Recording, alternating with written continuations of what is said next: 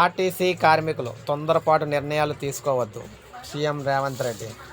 So ఎట్టి పరిస్థితుల్లో కూడా ఆర్టీసీ కార్మికులు తొందరపాటు నిర్ణయాలు తీసుకోవద్దని తెలంగాణ ముఖ్యమంత్రి రేవంత్ రెడ్డి అన్నారు.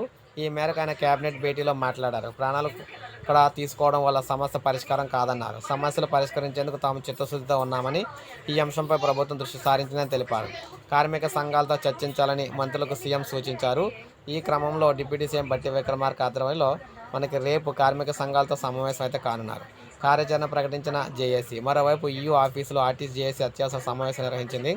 ఈ సందర్భంగా JAC chairman Venkanna, vice chairman Damosareddy తదితరులు కార్యాచరణ ప్రకటించారు. ఈ నెల 24న అన్ని డిపోల ముందు ఆర్టీసీ కార్మికుల మౌన ప్రదర్శన, 25న డిపోలో వంటవార్పు, 26న ఆ జిల్లాల్లో ఆర్టీసీ సంఘాల కార్మిక కవాతు, 27న ప్రజాప్రతినిధులకు వినతిపత్రాల అందజేత, అన్ని డిపోల్లో బతుకమ్మలతో మహిళా ఉద్యోగుల నిరసన, 29న డిపోల ముందు ఆర్టీసీ కార్మికుల అర్ధనగ్న ప్రదర్శనలు అయితే ఉంటాయని చెప్పేసి అన్నారన్నమాట. సో ఈ విధంగా మొత్తంగా మనం చూసుకున్నట్లయితే ఒక పక్కన ప్రభుత్వం అయితే శాంతిస్తుంది, ఒక పక్కన కార్మికులు అయితే కార్యాచరణ ప్రకటిస్తున్నారు. సో ఏం జరుగుతుందో మొత్తంగా బస్సులు అయితే బంద్ అవుతున్నాయి, ప్రజలైతే ఆగమాగం అయితే అవుతున్నారన్నమాట. సో ఇది మనకు అప్డేట్. ఒక లైక్ చేయండి, సబ్స్క్రైబ్ చేసుకోండి, సబ్స్క్రైబ్